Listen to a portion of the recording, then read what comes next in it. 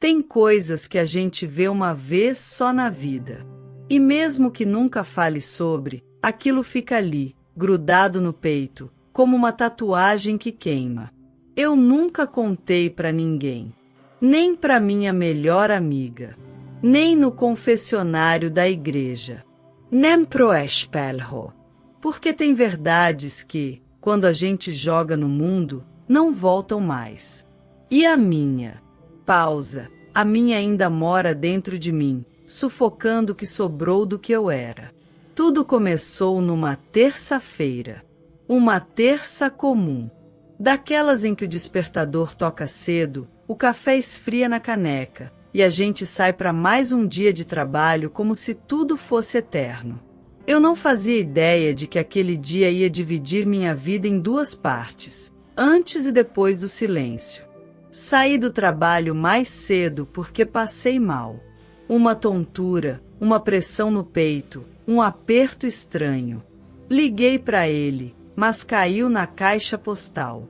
Pensei em passar direto na farmácia, mas decidi ir para casa e descansar. Queria banho, cama e o colo da minha mãe. Isso porque, há poucos meses, ela tinha vindo morar conosco depois de uma cirurgia no quadril. Estava em recuperação e precisava de ajuda.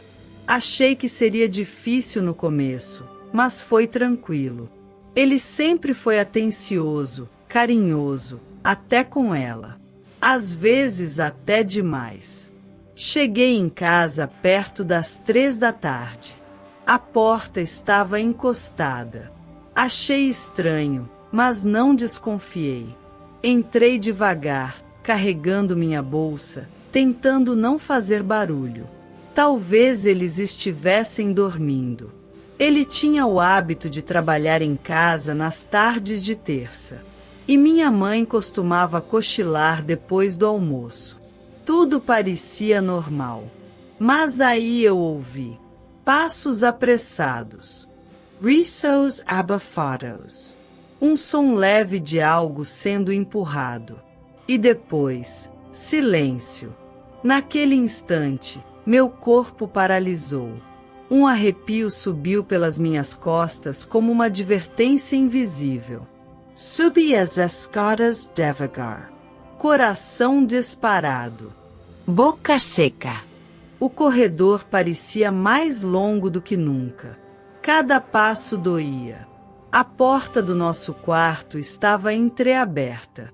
E foi ali, daquela fresta estreita, que eu vi. Sem querer ver. Sem estar preparada. Mas vi. Minha mãe.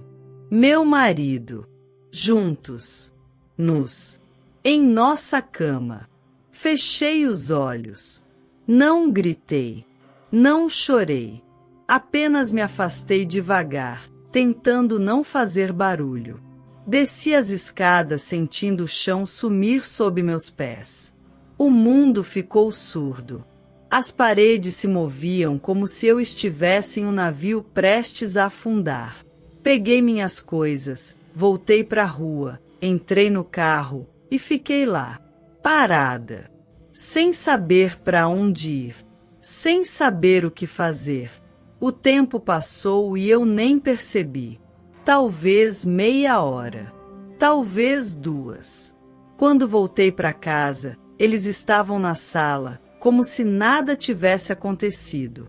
Minha mãe lendo uma revista. Ele no celular. Me olharam e sorriram. Chegou cedo, filha. Tá tudo bem? Filha. Aquela palavra me cortou por dentro como uma navalha. Mas eu sorri de volta. E disse que estava com dor de cabeça. Subi direto pro quarto, me tranquei no banheiro e vomitei. Ali, ajoelhada no chão frio, com gosto de bile na garganta e a alma em pedaços, eu tomei a primeira decisão que mudaria tudo. Eu não ia contar. Pelo menos, não ainda. Eu precisava entender. Precisava observar. Precisava ter certeza do que eu tinha visto, mesmo já sabendo que era verdade. Naquela noite, jantamos juntos. arroz, frango grelhado e salada. Os três. Como uma família feliz. Minha mãe falou sobre o seriado que começou a assistir. Ele comentou sobre o trânsito. E eu mastigava devagar, tentando não engasgar com a mentira que agora sentava ao meu lado. Durante dias, eu revivi aquela cena. Me perguntei como, quando, por quê, como aquilo começou. Foi recente? Foi antes dela morar com a gente? Foi um erro? Foi uma única vez? Mas as perguntas só se multiplicavam e as respostas nunca vinham. Comecei a reparar mais. A forma como ele a olhava. Como ela tocava o braço dele sem necessidade. Como os dois compartilhavam risos que não me incluíam. E o mais assustador, como fingiam tão bem. Como conseguiam manter a rotina, o teatro, a normalidade, como se nada estivesse errado. Era como se eu fosse uma espectadora da minha própria vida. Uma figurante dentro da casa que eu mesma construí. Pensei em confrontá-los, em gritar, em expulsar os dois. Mas algo me impedia. O medo de destruir tudo. O medo de estar errada. O medo de descobrir mais do que eu podia suportar. E também a vergonha. Porque quem acreditaria? Quem entenderia? Dizer que sua própria mãe dorme com seu marido é mais do que uma traição. É um escândalo. Um horror que ninguém quer ouvir. E eu não queria ser a protagonista dessa história. Eu só queria sumir. Passei a escrever num caderno escondido. Meus pensamentos, minhas dores, meus medos. Era a única forma de organizar o caos. Às vezes, escrevia por horas, até as mãos doerem. Era o meu grito silencioso. Enquanto isso, o teatro seguia. Aniversário do meu sobrinho. Ceia de Natal. Foto de família. Sorrisos falsos emoldurados por lembranças podres.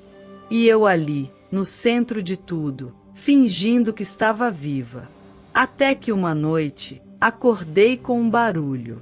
Olhei no relógio, 13h30 da manhã. Levantei em silêncio e fui até o corredor. A luz do quarto da minha mãe estava acesa. Me aproximai. Eu o vi. Susurros. Risadas baixas. A voz dele. A voz dela. Não tive coragem de entrar. Voltei para o meu quarto e chorei em silêncio. Mais uma vez. Foi naquele instante que entendi. Não era um erro. Era uma escolha. Repetida. Deliberada. Fria. Eles estavam juntos. E eu, pausa, estava sozinha. Os dias seguintes passaram como se eu tivesse sido engolida por um mundo paralelo. Eu me movia, falava, sorria e respondia, mas por dentro, era como se eu não estivesse mais lá. Minha cabeça ia e voltava para aquela imagem que presenciei, como se meus olhos quisessem me torturar sem descanso. E a casa, que antes era meu refúgio, agora parecia um campo minado. Cada canto, cada gesto, cada troca de olhares entre eles era um novo lembrete do que estava sendo feito pelas minhas costas. Ou melhor, bem debaixo do meu teto, na minha cama, no lugar onde eu sonhei construir minha família. Eu tentei seguir com a rotina. Acordava cedo, fazia café, colocava mesa para 3. Era irônico. Eu ainda os alimentava. Ainda era quem equilibrava o mínimo de normalidade que restava ali. Talvez, no fundo, eu estivesse esperando que um deles confessasse. Que alguém tivesse a dignidade de colocar fim naquele circo. Mas não. Eles me olhavam com a tranquilidade de quem acredita que a mentira está segura, intacta. E isso me feria mais do que tudo. O fato de eles acharem que podiam me enganar indefinidamente. Comecei a observar tudo com atenção. Pequenos detalhes. A forma como ele a chamava pelo apelido que antes era meu. Como ela fazia questão de estar bonita quando ele estava em casa. Como ele chegava do trabalho e ia direto falar com ela, e não comigo. Pequenas migalhas de intimidade espalhadas por toda parte. Migalhas que só eu parecia notar, como se fosse a única enxergando o que realmente acontecia ali. Eu passava horas no meu quarto, fingindo estar ocupada com trabalho ou lendo, quando na verdade só ouvia. O som da televisão sendo desligada quando alguém se aproximava, os risos contidos, o silêncio que vinha depois. Minha mente, já em frangalhos, começou a criar imagens, a preencher os espaços vazios com suposições ainda mais dolorosas. Era como se minha própria imaginação tivesse virado inimiga. Eu já não sabia o que era real e o que era fruto do meu desespero. E aí, o que antes era tristeza virou raiva. Uma raiva surda, seca, que me fazia render os dentes à noite. Não por ciúme, mas por me sentir ridícula. Humilhada. Traída em dobro. Uma coisa lidar com um marido infiel. Outra, completamente diferente, é ser traída pela própria mãe. Pela mulher que me gerou, que me colocou no mundo, que me prometeu proteção. E ao invés disso, me roubou tudo. Eu lembrava da infância, das vezes em que ela me dizia para tomar cuidado com homens, para ser forte, para nunca permitir que alguém me desrespeitasse. E agora ela era a pessoa que mais me desrespeitava. E o pior, fingia que nada estava acontecendo. Como se meu silêncio fosse um consentimento. Como se meu medo fosse fraqueza. Mas eu não estava fraca. Eu estava em fúria. Mesmo assim, eu me calei.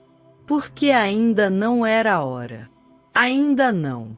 Eu precisava entender até onde eles seriam capazes de ir. Foi então que comecei a me afastar devagar. Parei de conversar tanto. Deixei de contar sobre meu dia. Dormia mais cedo. Comia menos. E eles notaram. Claro que notaram.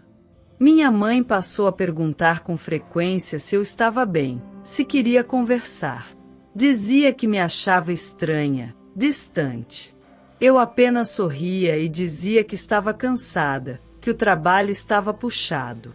Ela fingia acreditar, mas o desconforto nos olhos dela era visível. Ele, por outro lado, se tornava mais afetuoso.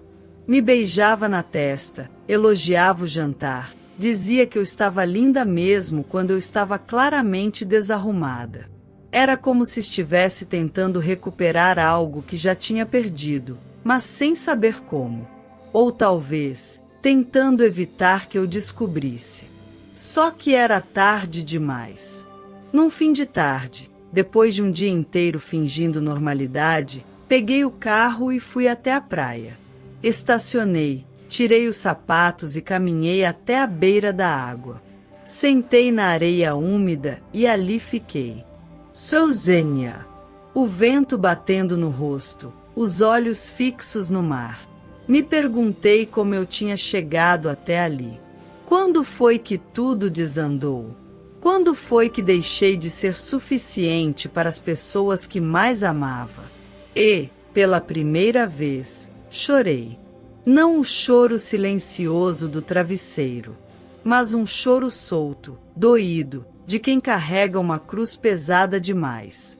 Chorei por mim, pela menina que fui, pela mulher que tentei ser, pela esposa que acreditava no amor, pela filha que admirava a mãe. Chorei porque não sabia mais em quem confiar, porque me sentia suja, invadida, traída na parte mais sagrada do meu coração. Naquele momento, tomei outra decisão. Eu não ia destruir tudo em um grito. Ia fazer pior. Ia deixá-los viver com o peso do meu silêncio. Com a dúvida. Com o desconforto. Eu me tornaria o espelho onde eles viriam a própria sujeira. Cada gesto meu, cada recuo, cada olhar vazio seria um lembrete constante de que eu sabia. De que eu via. E que, ainda assim, escolhia não dizer. Era cruel, eu sei. Mas naquele instante, era tudo que me restava. Voltei para casa à tarde. Entrei devagar, com o rosto lavado. Eles estavam na sala. Ao me ver, minha mãe sorriu e perguntou se eu queria jantar. Eu disse que sim. Sentei à mesa com eles. Comi em silêncio. E percebi como eles se entreolhavam, desconfiados. Eles sentiam. Sabiam. Mas não tinham certeza. E isso os corroía. Isso era meu poder. Nos dias seguintes, meu comportamento mudou. Eu os tratava com educação, mas sem afeto. Respondia quando era necessário, mas não compartilhava mais nada. Não perguntava como foi o dia, não ria das piadas, não sentava mais no sofá ao lado. E cada vez que eu recusava um gesto, uma tentativa de aproximação, eu via nos olhos deles algo novo, medo. Minha mãe passou a insistir mais. Trazia flores, preparava meu prato, me observava como quem tenta decifrar um enigma. Um dia, entrou no meu quarto com uma xícara de chá, sentou-se na beira da cama e disse que sentia saudade de quando a gente conversava. Eu olhei nos olhos dela e respondi. Algumas conversas não acontecem porque a gente sabe que não vai aguentar ouvir a resposta. Ela ficou em silêncio. E eu também. Aquele era o começo do fim. E eles sabiam. A partir daquele dia, algo mudou na dinâmica da casa. Eles começaram a andar pisando em ovos. Os dois. A cumplicidade que antes me parecia tão forte agora exalava culpa. Era como se o silêncio que eu impunha tivesse o poder de reescrever a atmosfera de tudo. Meu olhar passou a incomodar. Minha ausência era sentida mesmo quando eu estava presente. Eu me tornei a sombra entre eles. Uma sombra que tudo sabia, mas nada dizia. E isso os perturbava mais do que qualquer grito. Naquela semana, vi os dois brigando pela primeira vez. Foi no fim da tarde. Eu estava no andar de cima quando ouvi vozes baixas, irritadas. Desci devagar, em silêncio, e parei atrás da porta da cozinha. Eles falavam como cúmplices em pânico. Minha mãe dizia que eu estava diferente, que ela achava que eu sabia. Ele negava, dizia que era paranoia dela, que eu só estava estressada, talvez doente. E então ela disparou. Você prometeu que isso não ia nos afetar. Essa frase caiu como um soco no meu peito. Porque ali, naquele momento, tudo ficou mais claro do que nunca. Não era uma traição inconsciente, um momento de fraqueza. Era um acordo, uma escolha, uma promessa feita entre duas pessoas que deveriam, acima de tudo, me proteger. Eles não erraram. Eles planejaram. Voltei para o meu quarto em silêncio. Me deitei com os olhos abertos. E decidi que, se eles não tinham coragem de destruir o teatro, eu teria. Mas não da forma que eles esperavam. Eu os deixaria viver com a dúvida, com o remorso, com o desconforto. A casa, antes um lar, agora era um campo de guerra. E minha arma era o silêncio. Comecei a sair mais. Ia ao cinema sozinha, a cafés, caminhava no parque. Às vezes, Sentava num banco e ficava observando as pessoas passarem, tentando lembrar como era se sentir leve. Comecei a escrever novamente, mas dessa vez, não em cadernos escondidos. Escrevia em folhas soltas, que eu deixava propositalmente pela casa. Phrases soltas. Trechos de desabafos. A traição mais dolorosa é aquela que vem de quem te ensinou o significado de amor. Às vezes, quem mais diz que te ama é quem cava sua cova em silêncio. Tem mentiras que não precisam ser ditas, basta olhar para sabermos tudo. Eu os via lendo, fingindo que não tinham visto. Às vezes, trocavam olhares. Outras vezes, se afastavam calados. Mas nenhum deles ousava comentar. E isso me alimentava, porque o medo deles era maior do que a culpa. E talvez fosse isso que eu queria, que eles vivessem presos no medo de que eu explodisse tudo a qualquer momento. Minha mãe passou a se vestir de forma mais recatada em casa. Evitava ficar sozinha com ele. Se eu entrava na sala, ela levantava. Se eu aparecia na cozinha, ele se calava. A casa virou um cemitério de tensões. Cada cômodo carregava uma eletricidade silenciosa, como se a qualquer momento tudo fosse pegar fogo. Mas eu mantinha a calma, porque agora eu era quem controlava o fogo. Comecei a guardar dinheiro. Uma pequena reserva para o caso de precisar sair de casa. Pesquisei apartamentos, olhei anúncios de empregos novos. Eu já não queria estar ali, mas também não queria sair como a derrotada. Eu queria que eles sentissem minha ausência antes mesmo de eu ir embora. E consegui. As refiacos viraram silencios compartilhados. Os dias, longos demais. As noites, insuportáveis. Foi quando ele adoeceu. Começou com enjoos, tonturas. Pensamos que fosse algo passageiro. Mas logo veio a perda de peso, as dores de cabeça, a fadiga. Passou a dormir mais. Faltava ao trabalho. Minha mãe passou a cuidar dele com uma dedicação que beirava o desespero. E eu, Posa e observava. sem pena, sem pressa, sem emoção.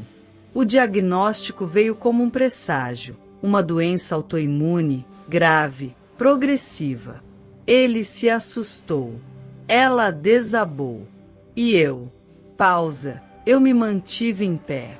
Pela primeira vez, vi nos olhos dos dois o terror real. Não o medo de serem descobertos, mas o medo de perder tudo.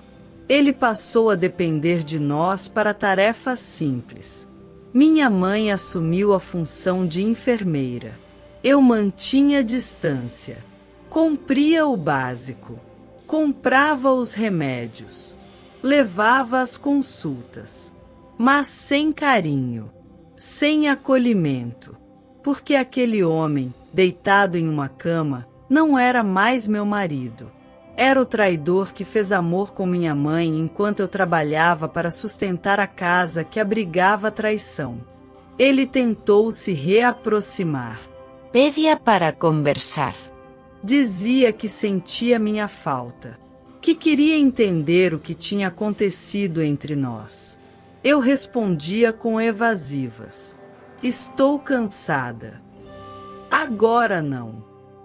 Depois conversamos. E nunca conversávamos, porque eu não queria explicar. Eu queria que ele sentisse. Sentisse o vazio que me causou, a dor que não teve coragem de me confessar. Minha mãe, cada vez mais abatida, tentou me alcançar de novo. Preparava meu prato, deixava bilhetes com mensagens como "Você ainda é minha menina" ou "Me perdoa por qualquer coisa que eu tenha feito".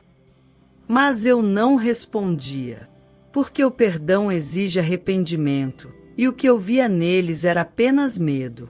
Medo do que eu podia fazer.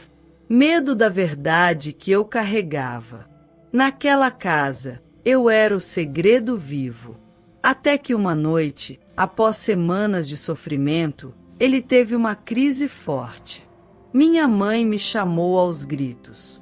Corremos com ele pro hospital. Eu dirigi em silêncio. Ela chorava, segurando a mão dele no banco de trás. E ali, vendo os dois juntos, vi com clareza, eles se amavam. De forma doente, sim. Immoral. Mas era amor. E isso doeu mais do que tudo. Porque eu fui apenas a ponte entre os dois. A filha que virou obstáculo. A esposa que virou desculpa. Ele foi internado. E naquela noite, pela primeira vez em meses, dormi profundamente. O hospital era frio, silencioso, cheirando a desinfetante e saudade. Caminhei pelos corredores como quem atravessa um território desconhecido. Ele havia sido internado na ala de cuidados paliativos. A médica me explicou que o quadro era irreversível, mas que estavam fazendo o possível para manter seu conforto. Minha mãe ficou ao lado dele o tempo todo. Eu ficava nos cantos, observando, em silêncio. Como sempre. Os dias se arrastaram. Eu ia e voltava do hospital com ela. No caminho, pouco era dito. Às vezes, ela chorava em silêncio, olhando pela janela. Às vezes, apenas suspirava. Mas ela nunca confessava. Nunca dizia que sabia que eu sabia. E isso me corroía. Porque ela estava ali, sofrendo com a doença dele, mas não com o que causaram a mim. A dor dela era por ele. A minha era por nós três. Certa noite, ela me pediu para ficar sozinha com ele por alguns minutos. Entrei no quarto e sentei ao lado da cama. Ele estava fraco, magro, com a pele amarelada. Os olhos fundos, mas atentos. Me olhou com ternura e disse que me perdoasse por tudo. Que tinha errado muito comigo. Fiquei em silêncio. Meu coração acelerou. Era isso? A confissão? O momento em que ele finalmente colocaria tudo para fora? Mas ele continuou. Disse que não soube ser o homem que eu merecia. Nem o marido, nem o amigo. Mas que mesmo assim, sempre me amou. Do jeito dele, torto, mas amou. Aquelas palavras não trouxeram consolo. Trouxeram raiva. Porque ele continuava fugindo da verdade.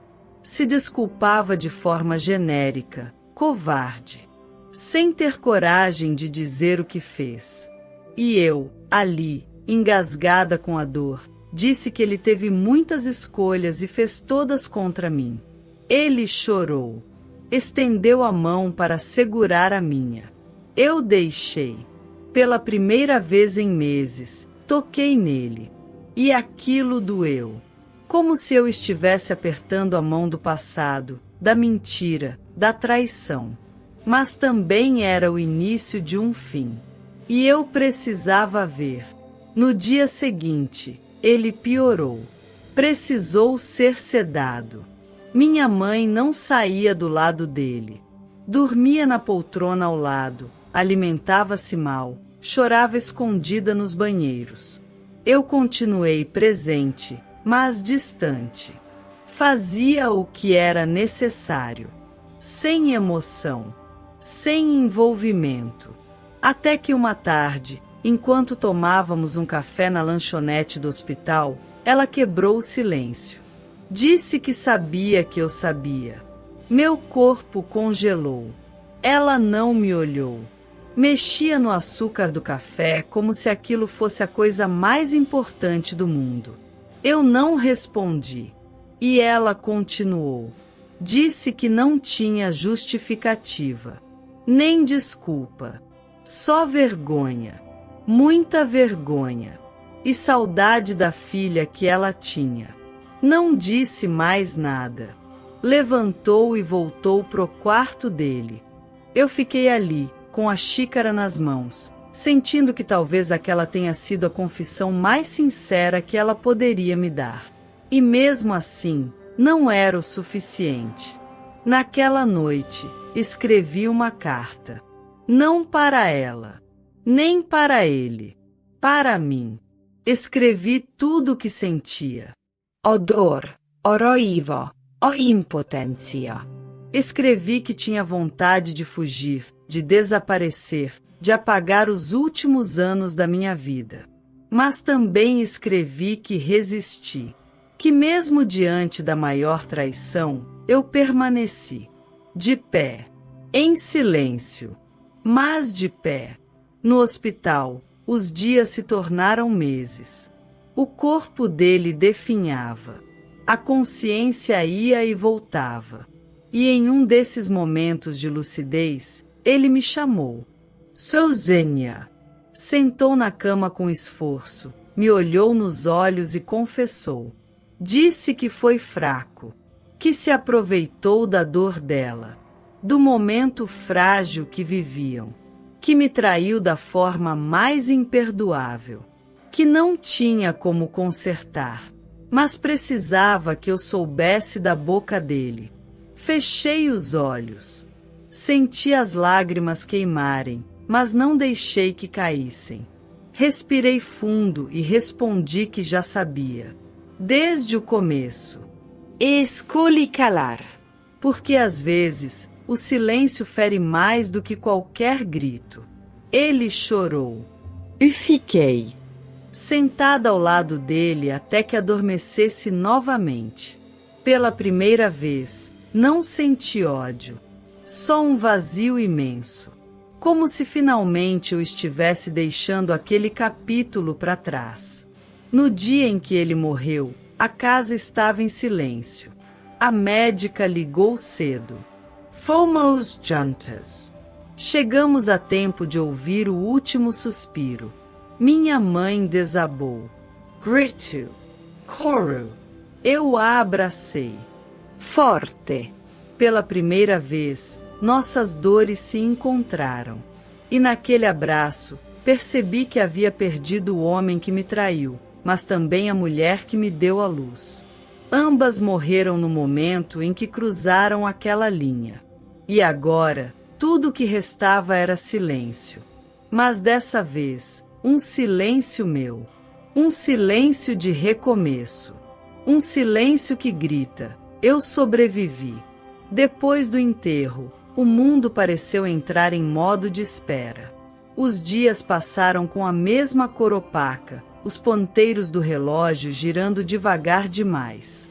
A casa ficou mais silenciosa do que nunca. Minha mãe ainda dormia no quarto ao lado, mas quase não nos víamos. Ela saía cedo, voltava à tarde, sempre com os olhos baixos e o rosto apagado. Não falávamos sobre ele. Não falávamos sobre nada. Eu voltei a trabalhar, mas era como se meu corpo estivesse presente e minha alma vagando em outro tempo. As pessoas me olhavam com pena. Algumas diziam que eu era forte, que admiravam meu silêncio. Mal sabiam o que esse silêncio carregava. Era o peso de todos os gritos que nunca soltei, das verdades que engoli, das lágrimas que se recusaram a cair para não dar a eles o gosto da minha ruína. Às vezes, eu acordava à noite com a respiração presa, sentindo um aperto no peito como se estivesse afundando. Era ele nos meus sonhos. Sempre ele. Não o homem doente que vi definhar, mas o homem que me traiu. Ele sorria. Ele mentia. Ele tocava nela com o mesmo carinho que um dia fingiu ter por mim. E quando eu acordava, tremendo, tudo o que restava era raiva. E vergonha. Por ainda sentir algo. Por ainda ser refém de um passado que eu nunca escolhi viver.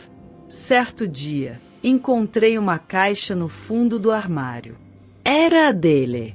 fotografias, bilhetes antigos, cartas que nunca me foram entregues. Em uma delas, escrita com caligrafia apressada e manchada, ele dizia que não sabia como tinha chegado àquele ponto. Que a solidão dele se encontrou com a dela, e os dois caíram no erro. Que me amava, mas que não conseguiu resistir à tentação de ser desejado por alguém. Por qualquer um. Mesmo que fosse por ela. Fechei a carta e queimei tudo. Sem drama. Sem lágrimas. Apenas coloquei tudo numa panela velha no quintal, acendi um fósforo e assisti cada lembrança virar cinza. Era o mínimo que eu podia fazer por mim mesma.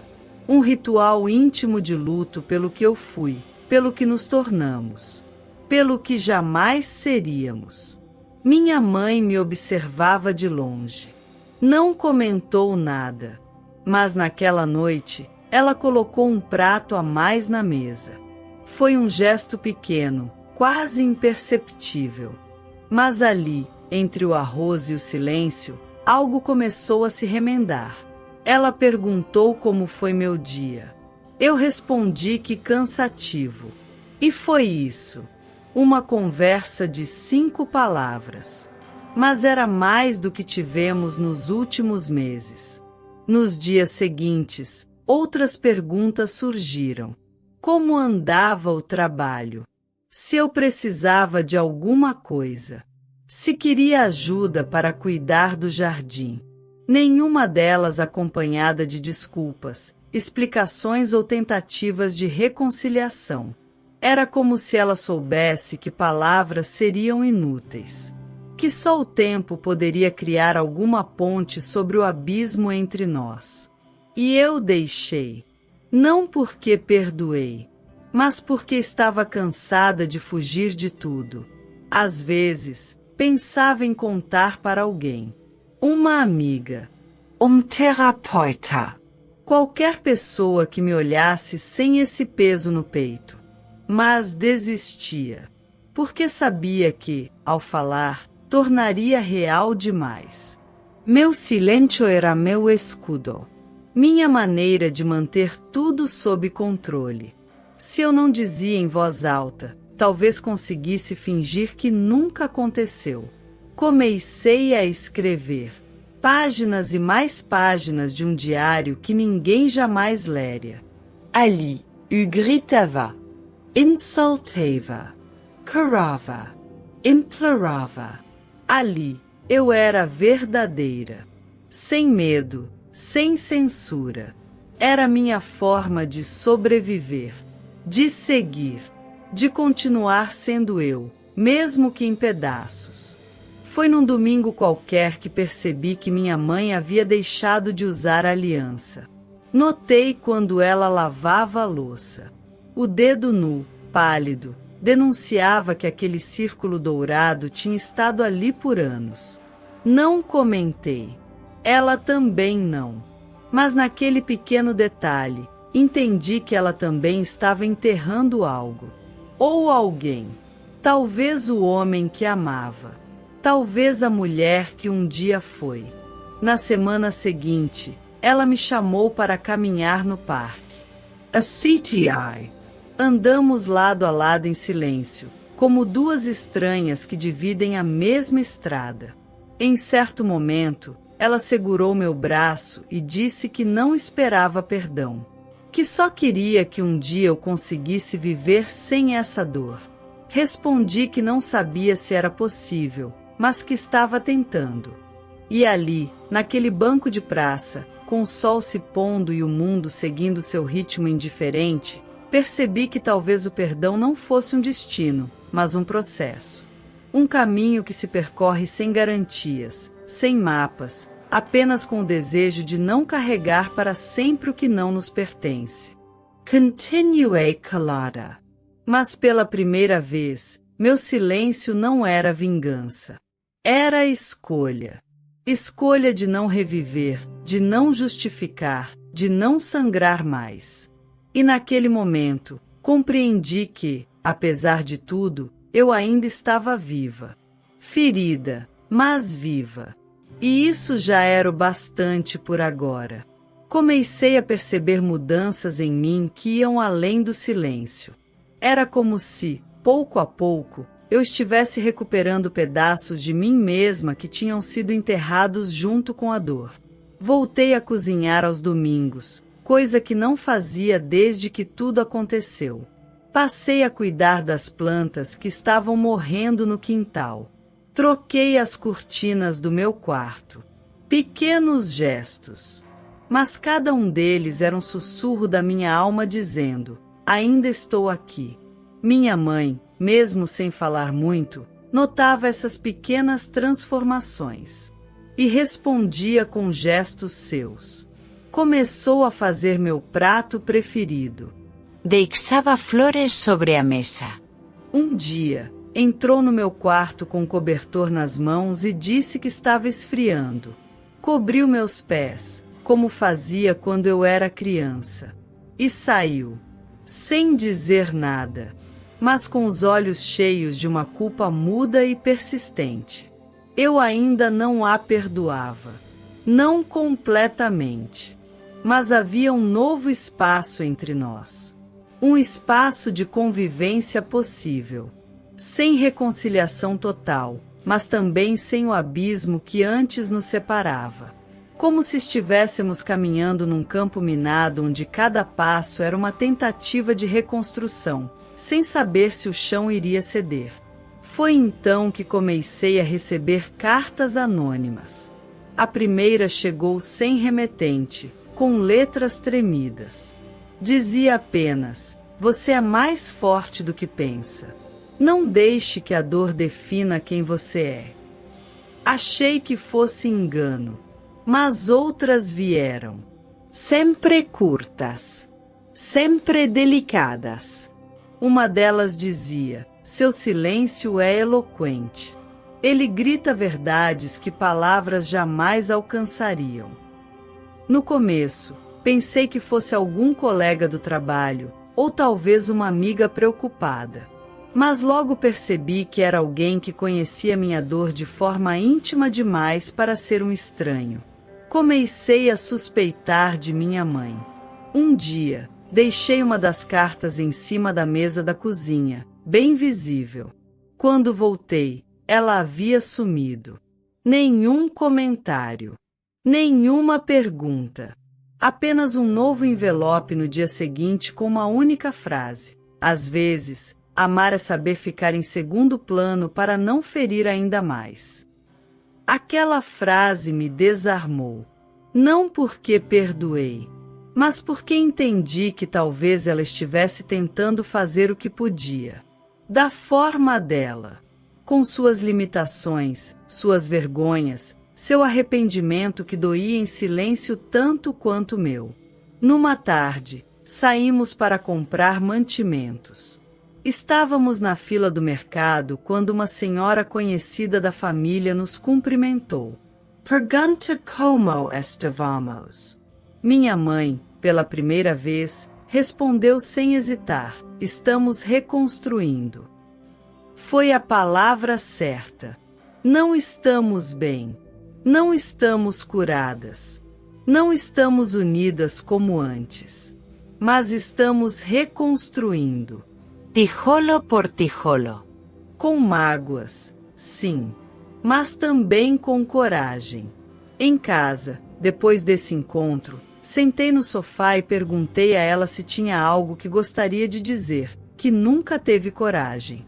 Ela respirou fundo, me olhou nos olhos e disse: todos os dias eu me pergunto se ainda sou digna de ser chamada de mãe. Minha garganta apertou. Não soube o que responder. Levantei, fui até o quarto e fiquei ali, olhando o teto por horas. Porque aquela pergunta, dita por ela, doía mais do que qualquer silêncio. Naquela noite, deixei uma resposta na mesa da cozinha. Um bilhete escrito à mão. Talvez não seja sobre ser digna. Talvez seja sobre fazer o possível para não errar de novo. Não houve resposta. Mas no dia seguinte, havia pão quente na mesa, suco de laranja e um pequeno vaso com flores do jardim. E, pela primeira vez desde tudo, almoçamos juntas sem que o silêncio fosse constrangedor. Ele era apenas presença. E, de certa forma, cuidado. Eu sabia que esse processo não tinha fim certo. Que talvez jamais fôssemos como antes. Mas agora, estávamos aprendendo a ser outra coisa. Outra forma de mãe e filha. Uma forma que comportasse o passado sem ser prisioneira dele. E isso, por mais doloroso que fosse, já era um recomeço. Agora me diga você, fui inocente por guardar esse silêncio ou cúmplice por não romper com a mãe? Deixe nos comentários o seu julgamento. E se histórias como essa mexem com você, siga nosso canal para não perder nenhum.